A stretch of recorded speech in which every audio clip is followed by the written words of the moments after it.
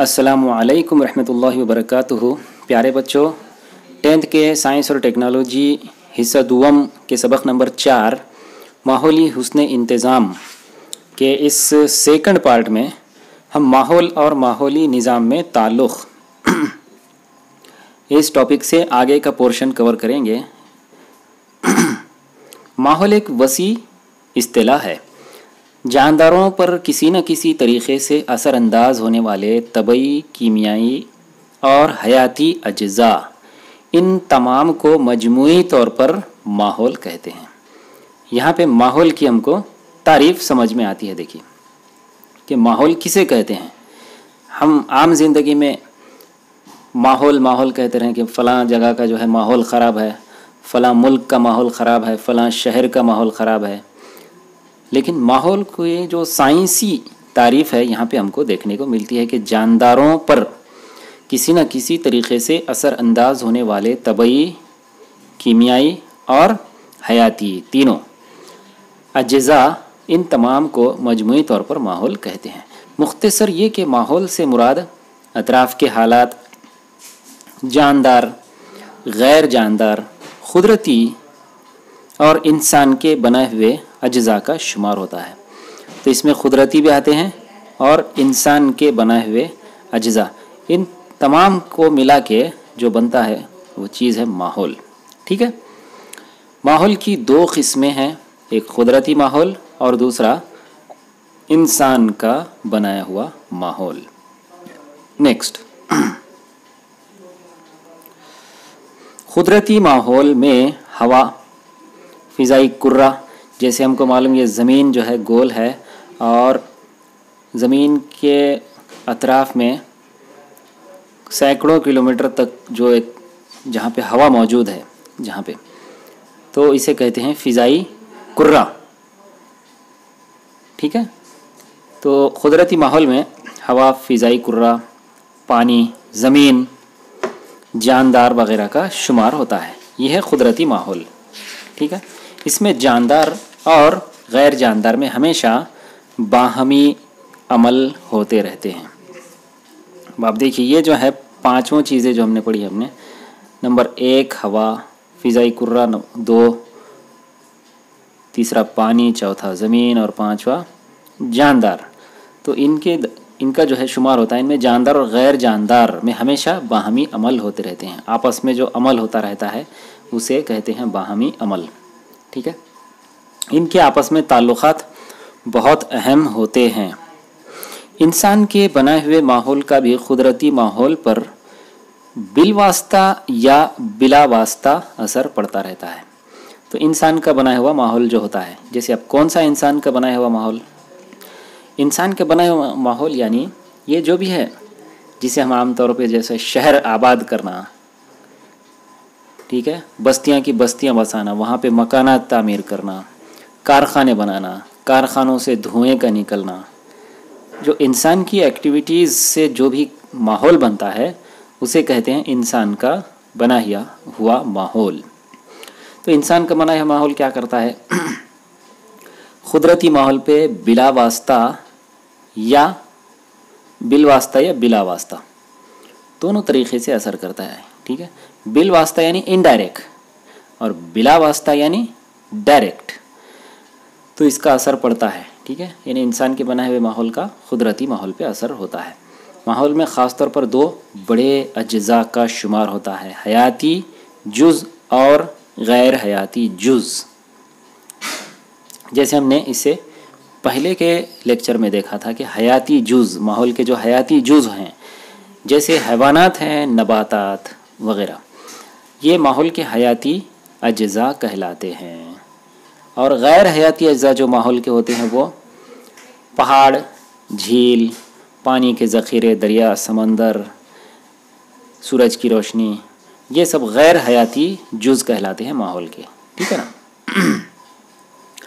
माहौल में हयाती और गैर हयाती अज्ज़ा के दरमियान बाहमी ताल्लुक़, इनमें जो होता है बाहमी ताल्लुक़ होता है, उसके मुतालिए को कि इल्म को माहौलियात कहते हैं। ठीक है। यहाँ पे माहौलियात की تعریف ہم کو سمجھ میں آ رہی ہے، اس کو رٹنا نہیں ہے، اس کو سمجھنا بھی ہے، سمجھنے کے بعد بڑی آسانی سے آپ اس کو یاد رکھ سکتے ہیں۔ تو ماحولیات کسے کہتے ہیں؟ ایکولوجی۔ ماحول میں حیاتی اور غیر حیاتی اجزاء دونوں کے درمیان کیا ہوتا ہے؟ باہمی تعلق ہوتا ہے۔ اس کے مطالعے کو کیا کہتے ہیں؟ مطالعے کے علم کو ماحولیات کہتے ہیں، ٹھیک ہے۔ ماحولیات میں کئی ماحولی نظام کا شمار ہوتا ہے۔ گزشتہ جماعتوں میں آپ نے چند ماحولی نظام کا مطالعہ کیا ہے، 9th میں ہم نے اسٹڈی کی ہے اس کی۔ غور کریں تو پانی کا ایک چھوٹا سا گڑھا، دیکھیے پانی کا، دیکھیے یہاں پہ اگر یہاں پہ پانی ہے تو یہ ایک پانی کا چھوٹا سا گڑھا بھی ایک ماحولی نظام ہے۔ کیوں ہے ماحولی نظام؟ کیونکہ اس میں کچھ نہ کچھ مچھلیاں ہوں گی، آس پاس کچھ کیڑے مکوڑے ہوں گے، جس کو کچھ پتنگے ہوں گے، پرندے آئیں گے اور ان پتنگوں کو، ان مچھلیوں کو اپنی شکار بنائیں گے، اپنی غذا کا حصہ بنائیں گے۔ تو کیا ہوا اس میں؟ اس میں جانداروں کا حیاتی اور غیر حیاتی اجزاء کا آپس میں تعامل ہوگا، ٹھیک ہے۔ تو اس طرح سے یہ بھی ایک ماحولی نظام ہے۔ پانی کا ایک گڑھا بھی، چھوٹا سا گڑھا بھی کیا ہے؟ ایک ماحولی نظام ہے۔ ہماری زمین سب سے بڑا ماحولی نظام ہے۔ مختصراً کسی مخصوص جغرافیائی علاقے میں رہنے والے جاندار اور غیر جاندار اور ان کے درمیان باہمی عمل، یہ بڑی امپورٹنٹ چیز ہے۔ دیکھیے جاندار اور غیر جاندار اور ان کے درمیان جو عمل ہوتا ہے، ان تمام کے یکجا ہونے سے ماحولی نظام بنتا ہے، ٹھیک ہے۔ پھر آپ کو ذرا یاد کیجئے کے تحت سوال پوچھا ہوا ہے، ماحول میں کون کون سے دور ہوتے ہیں، ان کی کیا اہمیت ہے؟ تو جیسے ہم آگے اسٹڈی کرنے والے ہیں ماحول میں، ٹھیک ہے، کہ کون کون سے دور ہوتے ہیں، آگے ہم اسٹڈی کر رہے اس سبق میں۔ کاربن دور ہوتا ہے، ٹھیک ہے، اس کے بعد نائٹروجن دور ہوتا ہے، پھر حیاتی عرضی کیمیائی دور ہوتا ہے، حیاتی عرضی کیمیائی دور ہوتا ہے۔ اس طرح سے اتنے دور پائے جاتے ہیں۔ ویسے اب آپ کو مارچ 2021 کے ایگزام میں یہ چیز نہیں آنے والی، اتنا آپ کو ڈیلیٹ کر دیا گیا ہے۔ چلیے ماحول میں آبی دور، ہم بچپن سے آبی دور کے بارے میں سنتے ہیں، آبی چکر جسے کہتے ہیں نا، سمندر کا پانی بخارات بن کے اوپر اڑنا، بادلوں کا بننا اور بادلوں سے پھر بارش کا برسنا اور بارش کے ذریعے سے دوبارہ پانی سمندر میں جمع ہو جانا اور پھر دوبارہ سے بھاپ بن کے اڑنا، یہ جو کہلاتا ہے یہ آبی چکر، ہم بچپن سے اس کو جانتے ہیں، اسی کو یہاں پہ آبی دور کہا گیا ہے۔ دور یعنی اب دیکھیے گیسوں کا دور، کاربن کا دور۔ دور کا مطلب ہوتا ہے کسی چیز کا چکر مکمل کر کے جہاں سے سفر شروع کیا تھا وہاں پہ دوبارہ واپس آ جانا، اسے کہتے ہیں دور۔ جیسے ہم کہتے ہیں نا کہ ہمارے قرآن کا ایک دور ہوا، کسی کا قرآن کے 2 دور ہوئے، کسی کے قرآن کے 10 دور ہوئے، بچے بولتے ہیں۔ دور کا مطلب ہوتا ہے کہ مکمل ہو کے واپس اسی جگہ آ جانا، اسے کہتے ہیں دور۔ تو یہاں پہ اس سبق میں ہم کئی دور کے بارے میں پڑھنے والے ہیں۔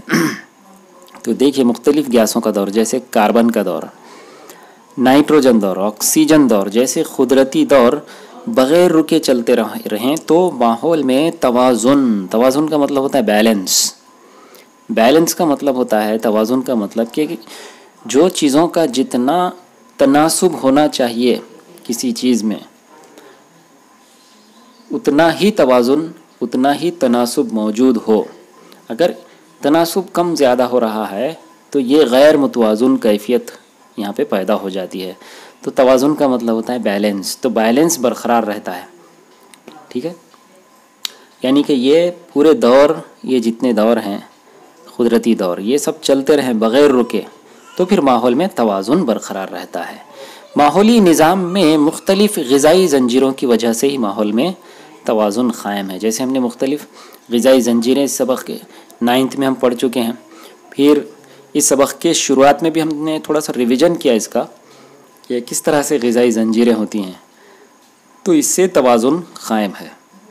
دیکھیے اب قدرت کے وجود کے بغیر انسان کا وجود ایک غیر ممکن بات ہے، نہیں ناممکن ہے۔ اس لیے قدرتی ماحول کا توازن نہ بگاڑتے ہوئے اس کی حفاظت کرنا انسان کا اہم فرض ہے۔ دیکھیے یہ جو چیپٹر ہم پڑھ رہے ہیں، بلکہ سائنس کے کوئی بھی چیپٹر ہم پڑھتے ہیں یا کسی بھی سبجیکٹ کے ہم کوئی چیپٹر پڑھتے ہیں، تو کیا کرنا ہے ہم کو، اس کو زندگی میں اپلائی کرنا ہے، اس کا انطباق کرنا ہے، اس کا اپلیکیشن کرنا ہے اس کا لائف میں۔ دیکھو جو بھی لرننگ ہو رہی ہے، جیسے ہم سائنس کے کوئی بھی ٹاپک کو پڑھ رہے ہیں، متوازن غذا ہے، ٹھیک ہے، یہاں پہ ہم ماحولیات پڑھ رہے ہیں، تو ہم کو اس سے جو بھی چیز سیکھ مل رہی ہے تو we should apply all that knowledge into our daily life.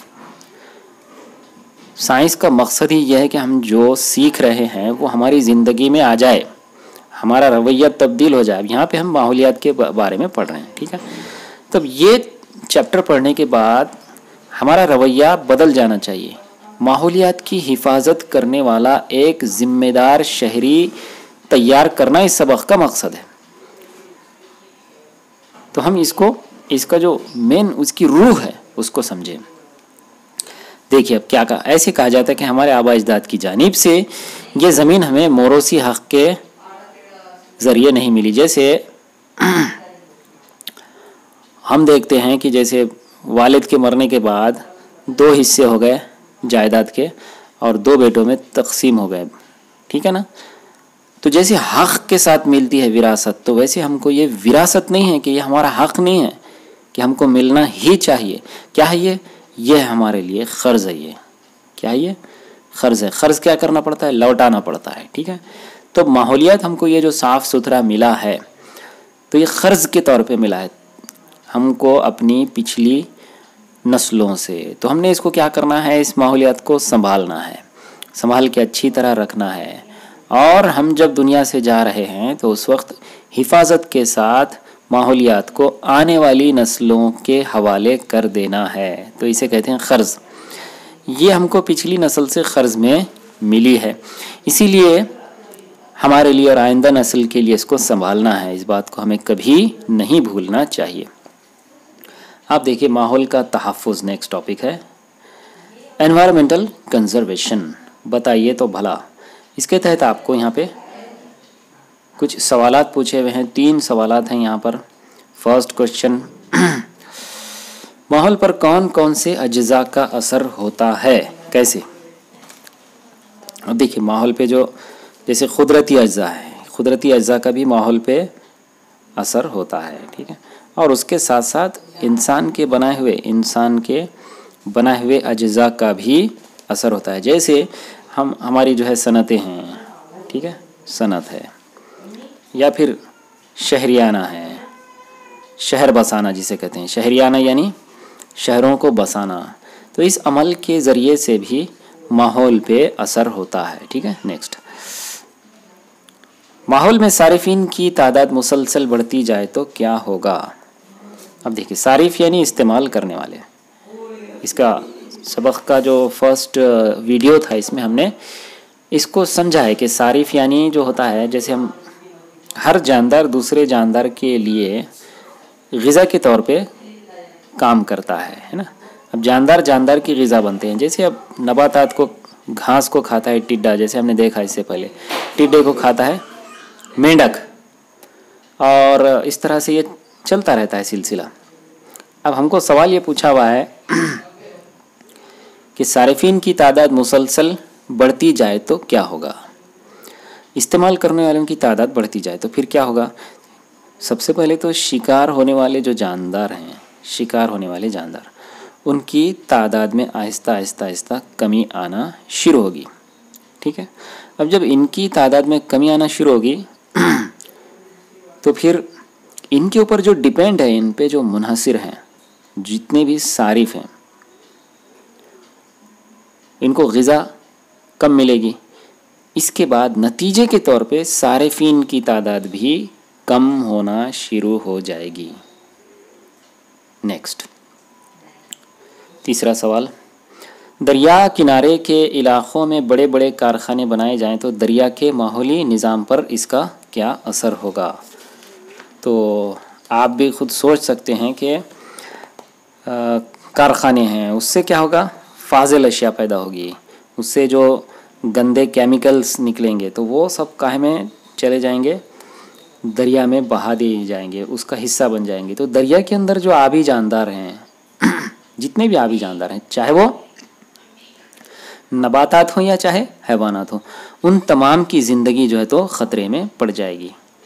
ٹھیک ہے، ماحول میں رہنے والے چند قدرتی اجزاء اور انسان کے ذریعے بنائی گئی چند آلودہ اشیاء سے جب ماحول کو نقصان پہنچتا ہے، تب ماحول میں شامل کی گئی اشیاء کے توازن میں بگاڑ پیدا ہوتا ہے، اور اس کا اثر ان اجزاء پر بالخصوص حیاتی اجزاء کے وجود پر ہوتا ہے۔ کیا ہوتا ہے دیکھیے، قدرتی اجزاء اور انسان کے ذریعے بنائی گئی چند آلودہ اشیاء سے ماحول کو نقصان پہنچتا ہے تو توازن بگڑ جاتا ہے۔ ٹھیک ہے، تو کیا ہے اس میں نیکسٹ ٹاپک، مشاہدہ کیجیے اور معلومات، اس سے ریلیٹڈ آپ کو یہاں پہ معلومات بھرنا ہے۔ مشاہدہ کیجیے اور معلومات لکھیے، آپ کے اطراف کے ماحول کا مشاہدہ کیجیے اور ذیل میں دیے ہوئے نامکمل رواں خاکے کو، یہ فلو چارٹ، اس کو مکمل کرنا ہے۔ ٹھیک ہے، یہاں پہ دیا ہوا ہے آپ کو ماحول پر اثر انداز ہونے والے اجزاء، تو یہ قدرتی بھی ہوتے ہیں اور انسان کے بنائے ہوئے بھی ہوتے ہیں۔ قدرتی اجزاء میں آپ کو زلزلہ ایک مثال کے طور پہ دے دیا گیا ہے، پھر آپ کو ان خالی جگہوں میں یہ بھرنا ہے۔ ویسے یہ جو ٹاپک ہے آپ کو مارچ 2021 کے ایگزام میں نہیں آنے والا ہے، صرف مارچ 2021 کے ایگزام کی حد تک اس کو سلیبس سے ڈیلیٹ کر دیا گیا ہے۔ ویسے آپ نالج کے لیے اس کو فل اپ کر سکتے ہیں۔ اب زلزلے کے بعد آپ اس میں قدرتی اجزاء لکھ سکتے ہیں، آتش فشاں پڑتے ہیں، اس سے بھی یہ بھی قدرتی اجزاء ہے۔ ٹھیک ہے، تو پھر اس کا جو ہے تو طوفان آتے ہیں، سیلاب آتے ہیں، یہ قدرتی اجزاء ہیں، تو یہ ماحول پہ اثر انداز ہوتے ہیں۔ اب انسان کے بنائے ہوئے جو اجزاء ہیں، اس میں ایک مثال کے طور پہ جنگلات کی کٹائی آپ کو دیا ہوا ہے، آپ اس میں مزید ایڈ کر سکتے ہیں صنعتیں، کارخانے، ٹھیک ہے نا، پھر آبادی کا بڑھنا وغیرہ، یہ سب چیزیں انسان کے بنائے ہوئے اجزاء میں شمار ہوتی ہیں۔ اب مہاتما گاندھی کا ایک یہاں پہ بہت گولڈن تھاٹ یہاں پہ دیا ہوا ہے، ہر ایک کی ضرورت کو پورا کرنا۔ دیکھیے ضرورت یہاں پہ یہ ورڈ سب سے امپورٹنٹ ہے، یہ لفظ ضرورت، ہر ایک کی ضرورت کو پورا کرنا زمین کی استطاعت میں ہے، یعنی زمین پورا کر سکتی ہے ہر ایک کی ضرورت کو، لیکن اس میں کسی کی بھی لالچ پوری کرنے کی استطاعت نہیں ہے۔ کسی کی لالچ پوری کرنے کی استطاعت زمین میں نہیں ہے، یعنی لالچ مطلب کیا، جیسے اب دیکھیے ضرورت کو پورا کرنا، کیا ضرورتیں ہیں جتنی بھی انسان اس زمین کے اوپر بستے ہیں ان کی، ہے نا، ان کی جیسے غذا ہے، کپڑا ہے، مکان، تعلیم، یہ سب چیزیں انسانوں کی ضروریات ہیں۔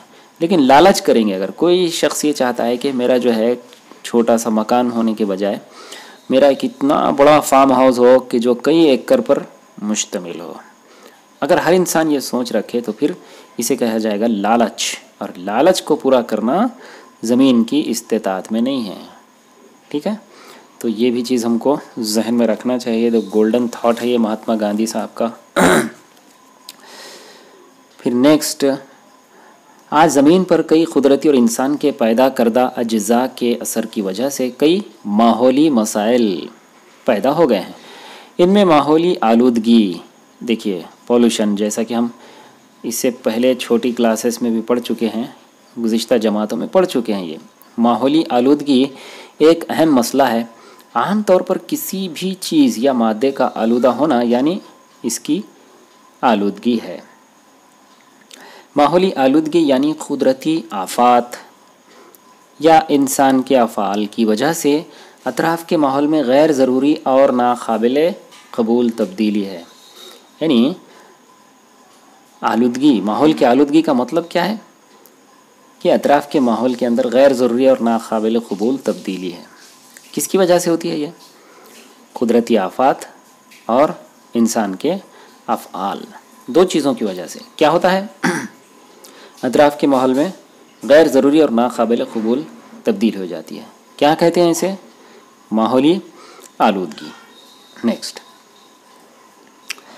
یعنی ہوا، پانی، زمین، دیکھیے اب آپ یہاں پہ اس کو گنتے رہیے، ٹھیک ہے؟ ہوا، پانی، زمین وغیرہ کی طبعی، کیمیائی اور حیاتی خصوصیات میں، اسی طرح انسانی اور دیگر جانداروں کے لیے نقصان دہ بلا واسطہ یا بالواسطہ تبدیلی ہے۔ اب نمبر 1، انسانی آبادی کا دھماکہ، تیزی سے بڑھنے والی صنعتیں، قدرتی وسائل کا بیجا استعمال، جنگلات کی کٹائی، پھر غیر منظم شہرکاری۔ دیکھیں ان 5 وجوہات کی وجہ سے ماحول کی آلودگی بڑھتی ہے۔ تو انسانی آبادی کا دھماکہ تو ہم سمجھ سکتے ہیں، تیزی سے بڑھنے والی صنعت، یعنی کارخانے جتنے زیادہ بڑھیں گے، قدرتی وسائل کا بیجا استعمال ہوگا، بہت زیادہ استعمال ہوگا قدرتی وسائل کا۔ قدرتی وسائل کون سے ہیں؟ جیسے پیٹرول ہے، ٹھیک ہے، اور زمین سے نکلنے والا جو کوئلہ ہے، پتھر کا کوئلہ، یہ ہے، پھر پانی ہے۔ ان سب قدرتی وسائل کا اگر بہت زیادہ استعمال شروع ہو جائے، بیجا استعمال، ٹھیک ہے، اور جنگلات کی کٹائی، غیر منظم شہر کاری، یعنی انڈسپلنڈ شہر بسانا، جس کی وجہ سے شہروں کے اطراف بہت ساری بڑی بڑی گندی بستیاں، جنہیں سلم ایریاز کہا جاتا ہے، اسے کہتے ہیں غیر منظم شہر کاری، اربنائزیشن، انڈسپلنڈ اربنائزیشن۔ تو ان سب 5 وجوہات کی وجہ سے، یا وجوہات ایگزام میں پوچھ سکتا ہے آپ سے کہ کن وجوہات کی بنا پہ ماحول کی آلودگی بڑھتی ہے یا ماحول کی آلودگی میں اضافہ ہوتا ہے، ٹھیک ہے۔ تو اس طرح سے یہاں پہ آ کے ہمارا یہ سیکنڈ پارٹ کمپلیٹ ہوتا ہے۔ تو اس کے آگے کا جو پورشن ہے ہم انشاءاللہ نیکسٹ ویڈیو میں کور کریں گے، ٹھیک ہے۔ تھینک یو ویری مچ، جزاک اللہ، بہت بہت شکریہ۔